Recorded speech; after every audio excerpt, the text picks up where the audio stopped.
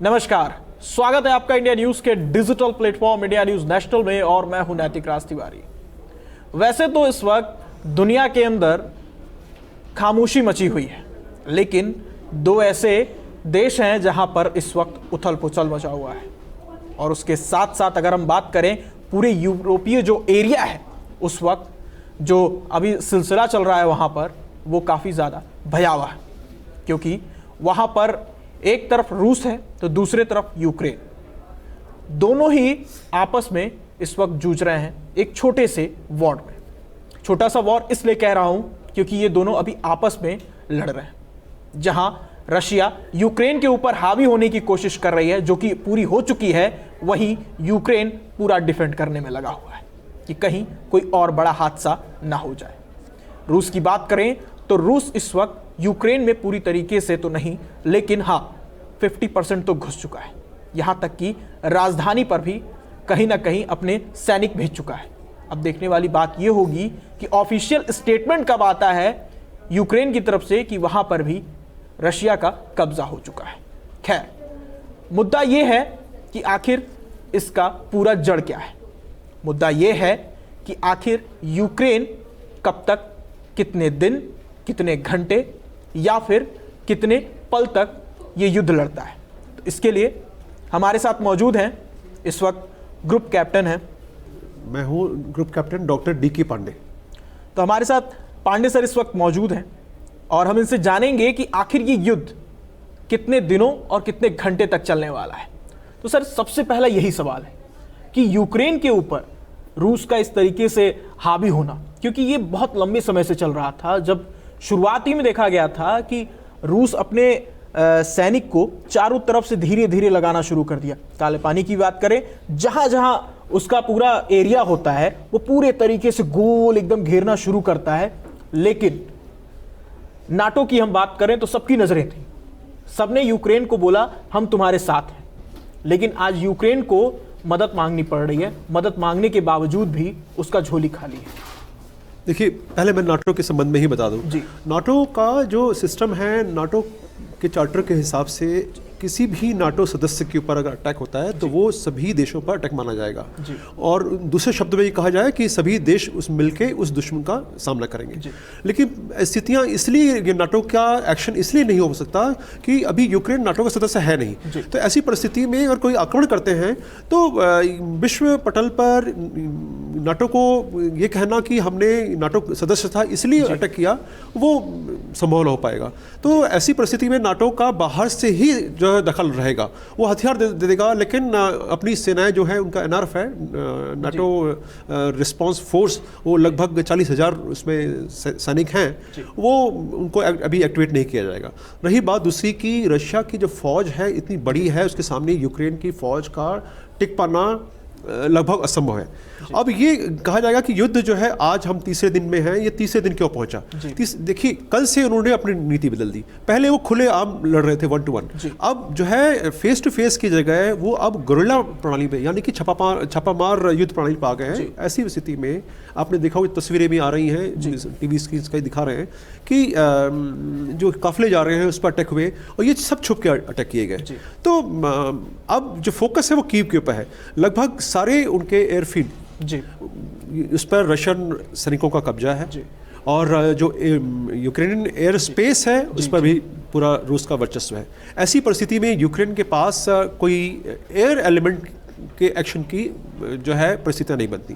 रही बात उसकी थल सेनाओं की, तो उन्होंने 16 से 60 वर्ष के जो वहाँ पर उनके यूक्रेन पॉपुलेशन है उनको कहा है कि आप राइफलें लें और खुद अपनी रक्षा करें।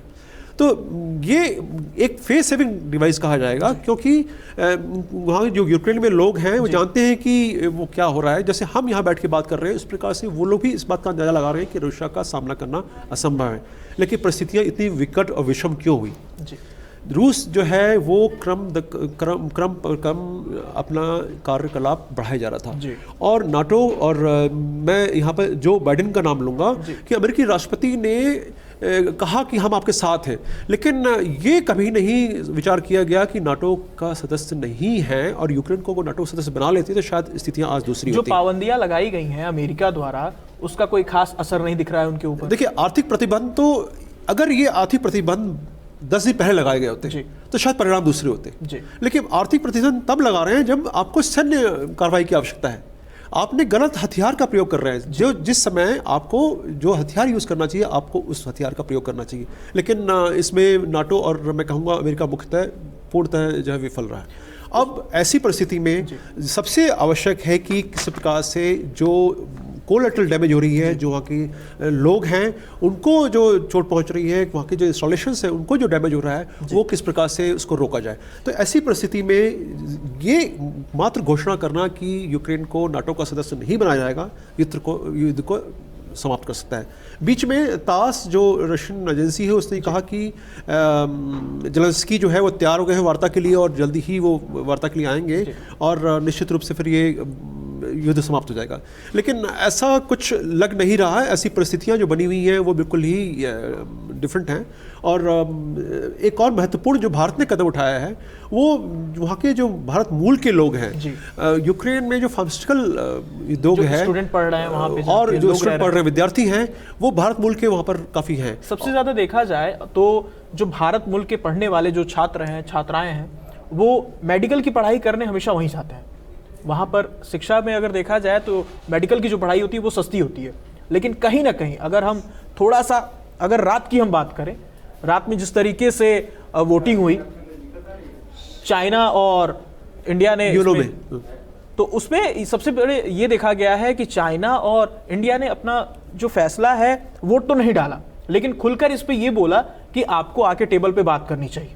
लेकिन कहीं ना कहीं एक चीज़ ये भी है कि जो रिश्ते इंडिया के और रूस के हैं वो तो हमेशा से देखे गए हैं कि अगर इंडिया कभी प्रॉब्लम में होती है तो रूस हमेशा स्टैंड लेता है, हमेशा से रहा है।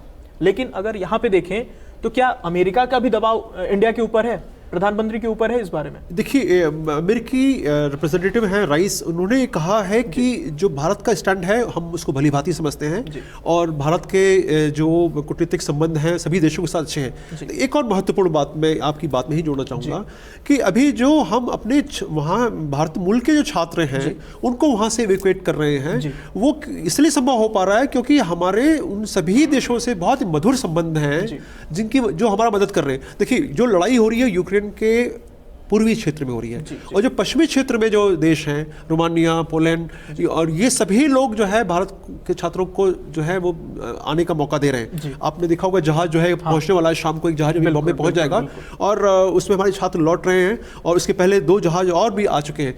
और मजेदार चीज़ ये है कि 2 दिन पहले जब हमारा एयर इंडिया का जहाज जा रहा था और वो ईरानियन एयर स्पेस में जब पहुंचा तब यूक्रेन ने अपना एयर स्पेस क्लोज कर दिया। ऐसी स्थिति में उसको आगे बढ़ना मुश्किल था तो वो वहाँ से लौट आया। लेकिन अभी जो भारतीय, एक और चीज़ में जोड़ना चाहूँगा, अगर भारतीय मूल के जो छात्र इस प्रोग्राम को देख रहे हैं तो उनको मैं यही कहना चाहूँगा कि आप धैर्य बनाए रखिए। सरकार आपके मुश्किलों को समझ रही है। आप लोगों ने कहा कि पैसे की आपको दिक्कत है, तो सभी पूरा खर्चा जो सरकार उठा रही है और जो वेस्टर्न क्षेत्र में जितने भी देश हैं वहाँ पर पोस्ट बनाई गई हैं ताकि आप लोगों की पूर्ण सहायता की जा सके।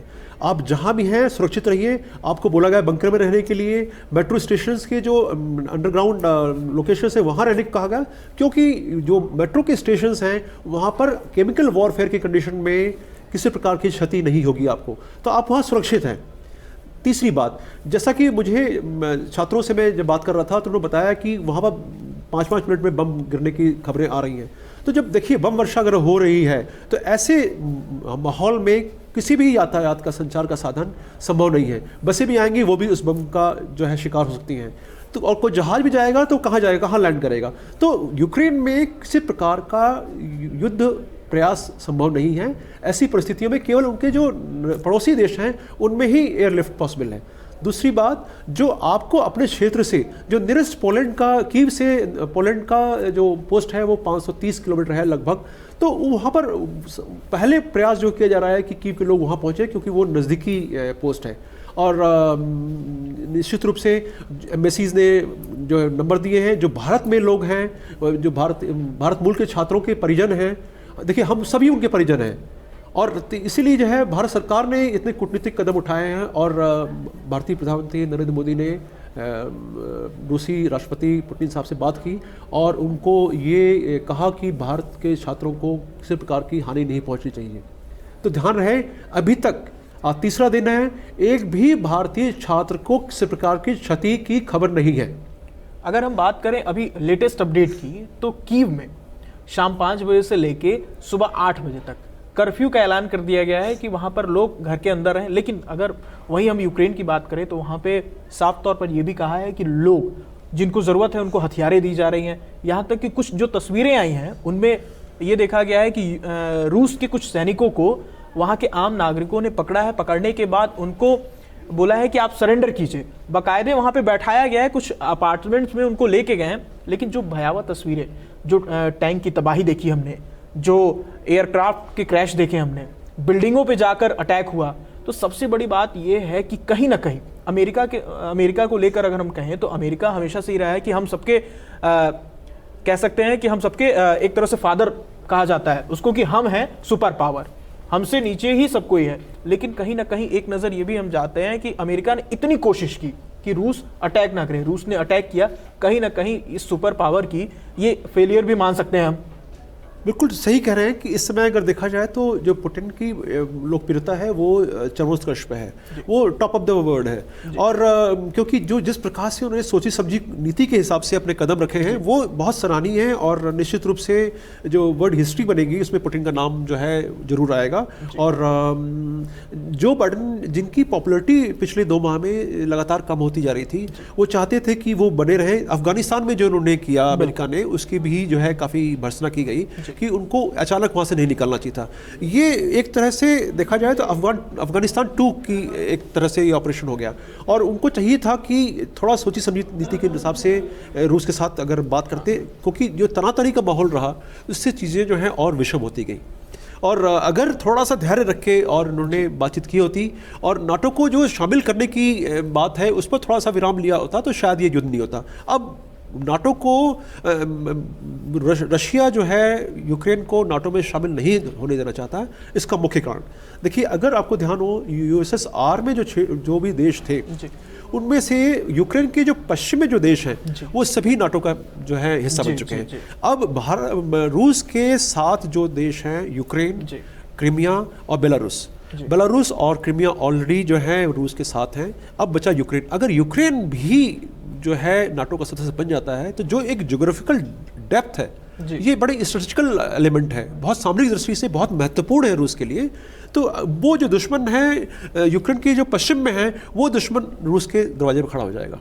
वो तो है सर। उसके साथ साथ जब से रूस यूक्रेन में गया है, कुछ ये भी खबरें आई थी कि जो न्यूक्लियर प्लांट्स वगैरह वहाँ पे हैं उसके ऊपर भी रूस के कब्जे की वजह से वहाँ रेडिएशन का, जी चेर्नोबिल की बात कर रहे हैं आप, कल वहाँ पर रूसी सेनाएं पहुंची और वहाँ पर जो गार्ड्स थे उनको हॉस्टेल बना लिया जी। और रेडिएशन की ये निश्चित रूप से, लेकिन आप देखिए एक कहावत है कि जब लड़ाई शुरू होती है, whenever war breaks the first victim is information, first casualty is information. जो सूचनाएं हैं वो इंफॉर्मेशन वॉरफेयर का हिस्सा हैं जो आप सुन रहे हैं कि अब निश्चित रूप से रशिया कभी नहीं चाहेगा कि जो न्यूक्लियर प्लांट्स हैं उसका इमिशन हो, क्योंकि रूसी भी तो है वहाँ पर, उन पर भी वो प्रभाव पड़ेगा। तो ये कहना कि ये मैं कल से सुन रहा हूँ इस बात को कि चेर्नोबिल के गार्ड्स को उन्होंने हॉस्टेज कर लिया, लेकिन वो गार्ड हॉस्टेज करके कहीं ले नहीं गए हैं, गार्ड वही हैं, लेकिन वो रूसी संघर्ष में है। केवल बात इतना ही अंतर है। इमिशन देखिए कितने सालों से हो रहा है, उसमें जो है बढ़ोतरी हुई है, ये मुझे लगता है सर्कुलेशन वॉरफेयर का एक हिस्सा होगी। उसके साथ साथ अगर हम सबसे बड़ा जो ध्यान हमारा खींच रहा है वो ये चीज़ है कि आखिर 3 दिनों से चल रहा है, आखिर ये कितने दिनों तक और चलने वाला है, या हो सकता है कि आज रात या कुछ घंटे में, क्योंकि ये पूरा जो मामला है बिना टेबल पर आए तो ये सुलझने वाला नहीं है। ये सुलझा भी तो कौन इसमें आके मध्यस्थता करेगा, क्योंकि इजराइल से भी मांगा गया है कि आप आइए और हमारे मध्यस्थता कराइए। अब ये इसके बीच में कौन आएगा, क्योंकि पीएम से भी यूक्रेन के दूतावास से ये भी कहा गया था कि प्रधानमंत्री मोदी आए, क्योंकि उनकी पॉपुलैरिटी है, वो नेता, विश्व नेता की बात करें तो वो बहुत अच्छे फेस हैं, वो हमेशा सबकी जो उनकी कोऑर्डिनेशन है वो हमेशा सही करें। यूक्रेन के जो राजदूत हैं उन्होंने जो कहा, मैं उस पर एक टिप्पणी करना चाहूंगा। उन्होंने कहा कि भारत जो है निर्गुट है और हम भी निर्गुट हैं, यूक्रेन भी निर्गुट है। अगर यूक्रेन निर्गुट होता तो ये लड़ाई होती ही नहीं। बिल्कुल, वो नाटो की तरफ उसका झुकाव हो रहा है, वो तो इस प्रकार से उनको ये कहने का हक है ही नहीं कि हम निर्गुट है भारत की तरह। तो जिसकी वजह से वो एक कूटनीतिक प्रश्न है।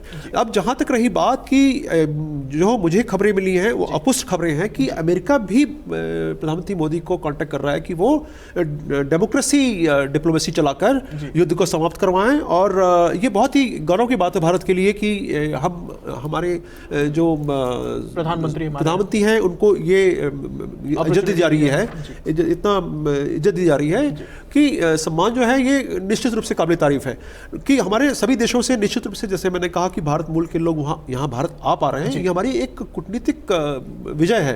और ऐसी परिस्थिति में भारत अपना रोल प्ले कर सकता है।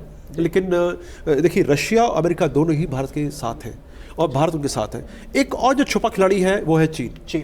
जो आर्थिक प्रतिबंध लगाए गए हैं, रूस क्यों उसको नकार रहा है? उसका मात्र कारण है कि उसको पता है कि मैं किसी भी आर्थिक परिस्थिति में अगर फंसता हूँ, कि आर्थिक संकट में जाता है, तो मुझे चीन का सहारा मिलेगा। तो जो समीकरण है कुछ विकट से हैं और विषम से हैं, और ऐसी परिस्थितियों में थोड़ा सा अगले 15 दिन जो है बहुत ही महत्वपूर्ण होंगे, क्योंकि अगर युद्ध समाप्ति होता है आज कल, जिसकी संभावना मुझे लग रही है आज मध्यरात्रि नहीं तो कल तक, ये निश्चित रूप से कल दोपहर तक युद्ध समाप्त होने की संभावनाएं बहुत ही ज़्यादा हैं। देखिए, ये युद्ध समाप्त होने के बाद ये ऐसा नहीं कि वो चीज़ें खत्म हो जाएंगी, उसके बाद भी एक युद्ध चलेगा, कूटनीतिक युद्ध चलेगा। और उस समय देखा जाएगा कि कितने कूटनीतिक संबंध जो हैं आपस में परस्पर देशों के हैं, क्योंकि जिस प्रकार से सिक्योरिटी काउंसिल में जो मीटिंग हुई है और जिस प्रकार से सबने विरोध किया है, वो एक निश्चित रूप से चिंता का विषय हुआ रूस के लिए। लेकिन समय ही सबका जो है इलाज है, और ऐसी परिस्थिति में कहना कि जो समस्या का समाधान नहीं हो पाएगा, मेरे ख्याल से वो ठीक नहीं होगा, क्योंकि नाटो के सभी देश अपने ऑयल और पेट्रोलियम के लिए रूस पर निर्भर हैं। हाँ। और अमेरिका चाहता है कि रूस से नाटो कंट्रीज वो गैस और पेट्रोल नहीं खरीदें, क्योंकि ये रूस जो है उनको मात्र $250 या $300 प्रति बैरल के हिसाब से देता है। अगर वो अमेरिका से गैस आएगा तो उसकी कीमत होगी $1000। कहीं ना कहीं ये पूरा प्रॉफिट जो है अमेरिका के पास जा रहा है। आप सोचिए, वो देश जो है वो कभी नहीं चाहेंगे कि एक बैरल के लिए जहां पर उनको $250-300 में मिल रहा है, वो उसके लिए 4 गुना पैसा दें। लेकिन अगर आज की सडनली की बात की जाए तो जो हम लोगों को $100 के बैरल के हिसाब से जो चीज़ें मिल रही थी, वो सीधे 100 प्लस हो चुकी है। $104 के हिसाब से हमें वो बैरल मिल रहा है। ये बात मैंने परसों कही थी कि वहाँ लड़ाई वहाँ हो रही है, लेकिन उसकी तपन यहाँ महसूस होगी, क्योंकि अभी हमारी जो है चुनाव के कारणों से जो हमारी पेट्रोलियम, डीजल और पेट्रोल की कीमतें हैं वो 100 से अभी कम है। लेकिन जो ही ये चुनाव समाप्त होंगे तो ये कीमतें जाएंगी, और ये अनुमान है कम से कम 5 से 10 रुपये की बढ़ोतरी होगी, क्योंकि $1 अगर क्रूड बढ़ता है तो 50 पैसे आपके पेट्रोल का कॉस्ट बढ़ती है। वो तो है। और अगर सोचिए 99 से वो अगर 110 हो गया तो 5 रुपये तो सीधा दिख रहा है, और ये अभी चुनाव भी में समय है, तो निश्चित रूप से 10 रुपये के आसपास पेट्रोल और डीजल की प्राइसों में बढ़ेगा। तो ऐसा नहीं कि केवल मात्र पेट्रोल और डीजल कीमतें बढ़ गई और वहीं हो गई, उसका प्रभाव जो है ये लिंक है, उसका जो कनेक्शन है वो हमारे रोज़मर्रा की आवश्यकताएं हैं, सब्जी है और बाकी बच्चे हमारे स्कूल जाते हैं, जो हमारी मूलभूत आवश्यकता है वो सब पर प्रभाव पड़ेगा, और उसकी कीमत हमें चुकानी होगी। तो पूरे विश्व के लिए, स्पेशली कोरोना के बाद, जो हमने कोरोना से एक लड़ाई लड़ी, उसके बाद पूरा विश्व जो है इस समय आर्थिक तंगी में है, तो ये युद्ध जो है वो निश्चित रूप से इसको समस्या को और विकट कर देगा। मेरा आखिरी सवाल है सर कि ये क्योंकि चाइना रूस के सपोर्ट में है, कहीं ना कहीं कह रहा है कि हम आपके पीछे हैं, अगर जो भी प्रॉब्लम क्रिएट होता है, एक तरफ अगर हम मान लें, एज्यूम कर लें कि विश्व युद्ध की तरफ पूरे तरीके से अगर बढ़ जाता है, नाटो भी शामिल हो जाता है इस युद्ध में, तो उसमें सबसे बड़ा जो रोल होगा वो चाइना का, कि चाइना रूस के सपोर्ट में है, इंडिया भी सपोर्ट में है, तो रूस किस तरीके से इंडिया को सपोर्ट कर रहे हैं? युद्ध वर्ल्ड वॉर होगा ही नहीं, मैंने आपको कारण बता दिया, वो एक थियोरिटिकल है जी, वो वर्ल्ड वॉर होगा थियोरिटिकल है, और कौन किस मुल्क के साथ जाएगा ये भी एक अभी कुछ नहीं कहा जा सकता इसके बारे में, क्योंकि सबसे इंपॉर्टेंट क्या है कि इंटरनेशनल रिलेशंस में कहावत है कि नोबडी इज परमानेंट फ्रेंड जी। हमारी जो रिक्वायरमेंट्स है वो फ्रेंड और दुश्मन बनाती है जी, और इस समय आर्थिक तंगी में गरीबी में कौन आटे गिला करना चाहेगा? तो वर्ल्ड वॉर 3 केवल थियोरिटिकल है कॉन्सेप्ट, और ये जैसे मैंने कहा कि अगले 24 घंटे में इसका ये युद्ध विराम की संभावनाएं बहुत बहुत ज़बरदस्त हैं, और देखिए क्या होता है।